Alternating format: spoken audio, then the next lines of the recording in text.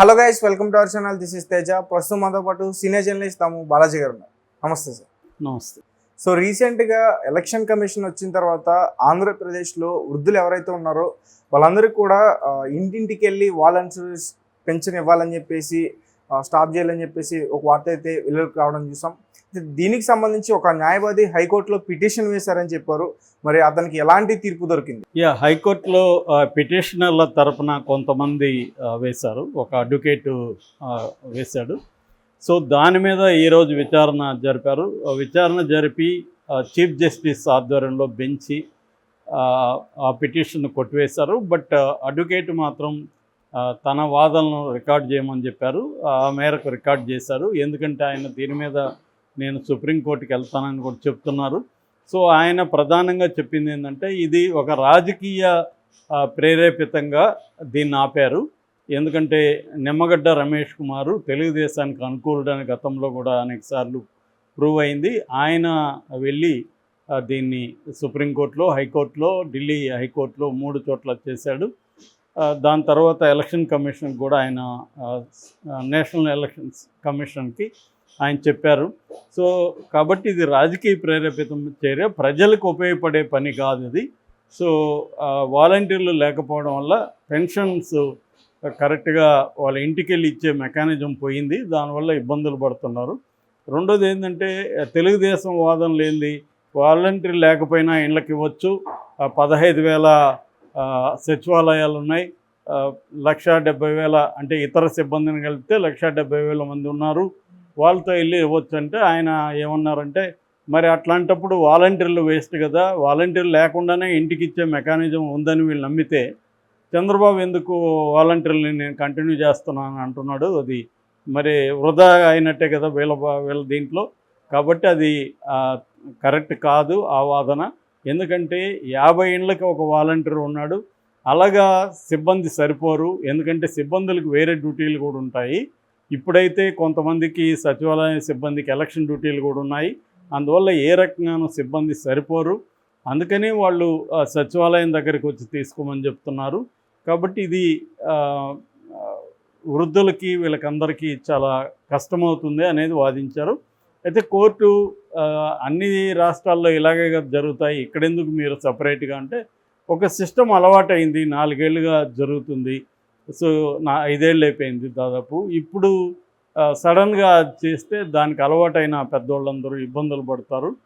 ముఖ్యంగా వికలాంగులు, senior citizens వీళ్ళు ఇబ్బంది పడతారు అనేది ఆయన చెప్పారు.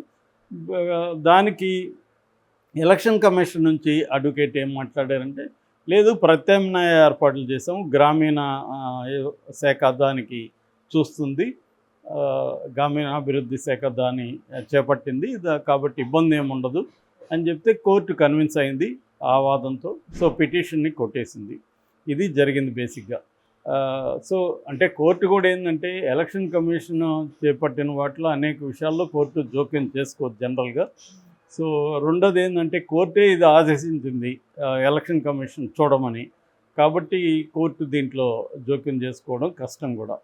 అయితే ఎలక్షన్ కమిషన్ కూడా ఏంటంటే ఈరోజు మార్నింగ్ నుంచి పెన్షన్లు ఇవ్వాలని అది కూడా 2 రకాలుగా విభజించింది. ఒకటేమో బాగా ఏజ్డ్ పీపుల్, సిక్ పీపుల్, తర్వాత విడోస్, వికలాంగులు ఇలాంటి వాళ్ళకి ఇళ్ళ దగ్గరికి తీసుకొని వెళ్ళి ఇవ్వాలని, మిగతా వాళ్ళు సచివాలయాల దగ్గర తీసుకోవాలనేది చెప్పారు.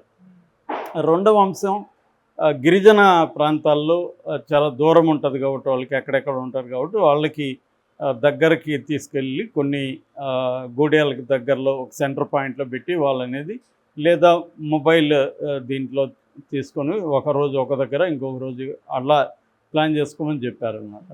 అయితే ఇవన్నీ పేపర్ మీద బాగానే ఉంటాయి, కానీ ఒక్కసారిగా ఏంటంటే సడన్గా ఇది ముందుగా ప్రిపేర్ అవ్వలేదు. ముందుగా కనీసం ఒక 10 రోజుల ముందు ఈ నిర్ణయం తీసుకొని మెకానిజమ్స్ని ప్రిపేర్ చేసి డబ్బులు కరెక్ట్గా ముందు రోజంతా రెడీగా చేసుకొని ఉంటే ఇంత ఇబ్బంది ఉండదు. సో ఇక్కడ ఈసీ కూడా అనాలోచితంగా చేసిందా, మరి ఆ లాస్ట్ మినిట్లో ఎందుకు ఇలాంటి నిర్ణయం తీసుకునిందనేది తెలియదు.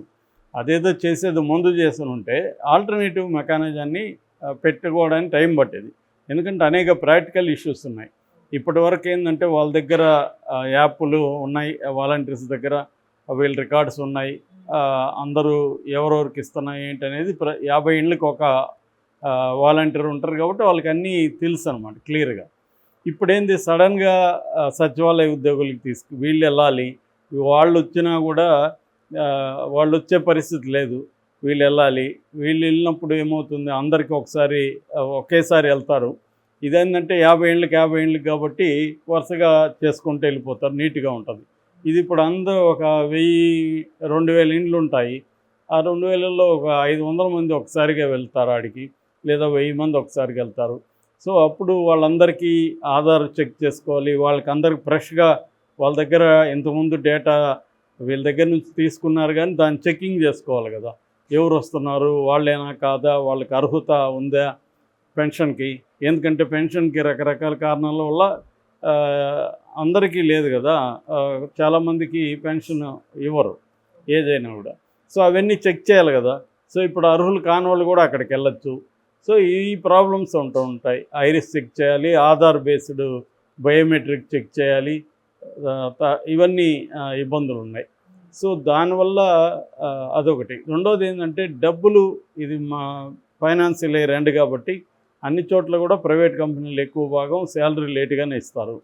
సో దానివల్ల కూడా డబ్బులు బ్యాంక్ నుంచి లేట్ అవ్వడం, అంటే బ్యాంక్ ఖాతాలో మాత్రం నైట్ లోపల వేసారని చెప్తున్నారు, కానీ వీళ్ళు వెళ్ళి అక్కడ తీసుకోవడానికి బ్యాంకుల్లో కూడా ఒకసారిగా ప్రెజర్ పడుతుంది కదా, తీసుకొని రావడానికి అవ్వలేదు. సో మార్నింగ్ విజువల్స్ చూస్తే అనేక టీవీ ఛానల్లో లైవ్లు పెట్టారు, చాలా దారుణంగా ఉంది పరిస్థితి. చాలా ముసలి వాళ్ళందరూ పాపం నడవలేని వాళ్ళు భయంకరమైన ఎండలో వచ్చినాక వాళ్ళని రేపు రమ్మంటున్నారు, కొంతమందినేమో ఈవినింగ్ రమ్మంటున్నారు, ఇంకా మేము డబ్బులు తీసుకురాలేదని చెప్తున్నారు. దీనివల్ల హృదయ విదారకమైన కథలన్నీ అక్కడ మనకి వస్తున్నాయి బయటికి. దీన్ని వైసీపీ బ్రహ్మాండంగా ఉపయోగించుకొని తెలుగుదేశం క్యాంపెయిన్ చేయడానికి కావాలనే ఈ వృద్ధుల్ని మంచాల మీద తీసుకురావడం, కెమెరాలకు చూపించడం, వాళ్ళ దగ్గర చంద్రబాబు క్యాంటీగా మాట్లాడించడం, ఆ విజువల్స్ వాళ్ళ సోషల్ మీడియాలో, వాళ్ళ మెయిన్ మీడియాలో, సాక్షి మీడియాలో పెట్టడం, ఇవన్నీ చేస్తున్నారు, వృద్ధుల దగ్గర మాట్లాడిస్తున్నారు. అంటే ఇది పొలిటికల్గా క్లియర్గా చంద్రబాబు చేయించాడు అనేది సాక్షాత్తు జగనే చెప్పాడు, అందులో వాస్తవం కూడా ఉంది. ఖచ్చితంగా అదైతే రమేష్ కుమార్ చేసిందే. చంద్రబాబు అండ్ అచ్చెన్నాయుడు వీళ్ళు కూడా వాలంటీర్ వ్యవస్థ ఉండొద్దు అనేది వాళ్ళు మాట్లాడినారు. వాళ్ళు మాట్లాడిన దాంట్లో వాళ్ళ పాయింట్ ఆఫ్ వ్యూలో రీజన్ ఉంది. ఎందుకంటే ఖచ్చితంగా వాలంటీర్లు అందరూ కూడా వైసీపీకి కార్యకర్తలాగే పనిచేస్తారు కాబట్టి వాళ్ళు అది వద్దనడంలో తప్పు లేదు. కాకపోతే ఇక్కడ ప్రాబ్లం ఏంటంటే వాళ్ళు వద్దన్నారు కానీ దీనికి ఆల్టర్నేటివ్ ఎలాగనేది వాళ్ళు సూచించలేదు. ఎలక్షన్ కమిషన్ కూడా దాని మీద దృష్టి పెట్టకుండా లాస్ట్ మినిట్లో సచివాలయ ఉద్యోగులే ఇవ్వండి, మీరు వెళ్ళి ఇవ్వండి అంటే ఎట్లా అవుతుంది? అంతమంది లేరు స్టాఫ్. ఖచ్చితంగా 50 ఇండ్లకి ఒకరు ఎందుకున్నారు మరి స్టాఫ్? అదే స్టాఫ్ ఉంటే that is one question. Second ప్రశ్న ఏమడుగుతున్నారంటే వైసీపీ వాళ్ళు, సచివాలయాల మీద కూడా మీరు పడి ఇచ్చారు కదా మొన్నటి వరకు, ఇప్పుడేమో మరి సచివాలయాలు ఇవ్వండి అని చంద్రబాబు ఎలా లెటర్ రాస్తాడు అనేది వాళ్ళు అడుగుతున్నారు. ఏదేమైనా ఈ రెండు పార్టీలు కూడా పొలిటికల్ గెయిన్ కోసమే వాలంటరీ ఇష్యూని కానీ పెన్షన్ ఇష్యూని కానీ తీసుకుంటున్నాయి. కానీ సఫర్ అవుతుండేది మాత్రం వృద్ధులు, వికలాంగులు. చాలామంది వికలాంగులకి వాళ్ళకి ఏ రకమైన అసిస్టెన్స్ లేదు. అంటే వాళ్ళకి వీల్ చైర్ ఉండడం, ఎవరో ఒకరు తోసుకురావడం, ఇవన్నీ లేవు. సో వాళ్ళు రాలేరు. మామూలుగా అయితే వాలంటీర్లు వాళ్ళ దగ్గరికి వెళ్ళి ఇస్తూ ఉన్నారు. సో అలాంటి వాళ్ళు ఏం చేయాలా, వీళ్ళు వచ్చి ఇస్తారా, ఎప్పుడు ఇస్తారా, ఒక ఆందోళనలు అయితే ఉన్నాయి చాలామందిలో. రెండోది ఏంటంటే జనరల్గా మామూలుగా వీళ్ళందరూ పూర్ అండ్ వల్నరబుల్గా ఉంటారు. సో వాళ్ళకి ఈ డబ్బులు బేస్ చేసుకొని వాళ్ళేవో అప్పులు తీసుకొని ఉండడమో, ఇంకోటో ఇన్స్టాల్మెంట్లకి ఏదైనా తీసుకోవడమో, ఇవన్నీ ఉంటుందన్నమాట. అది డిస్టర్బ్ అయిపోతుందని భయం. ఇంకోటి ఏంటంటే చాలామంది కూలీ చేసుకునే వాళ్ళు ఉంటారు.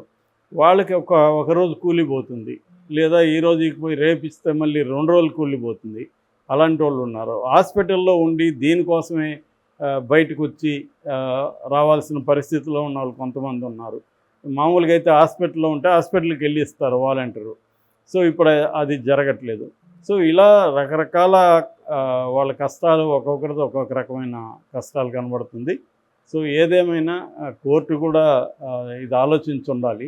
కోర్టు ఆలోచించలేదు, ఇటు ప్రతిపక్షాలు ఎవరైతే వద్దన్నారో వాళ్ళు కూడా జగన్ మీద కోపం లేకపోతే వాలంటీర్ల వల్ల తమకు నష్టం అనేది ఓకే, అది అర్థం చేసుకోవచ్చు. కానీ ఆల్టర్నేటివ్ ఏంటి, వాళ్ళ దగ్గరికి తీసుకొని ఎలా ఇవ్వాలి అనే ఒక ప్లాన్ ఆఫ్ యాక్షన్ ముందుగా లేకపోవడం అనేది స్పష్టంగా కనిపిస్తుంది.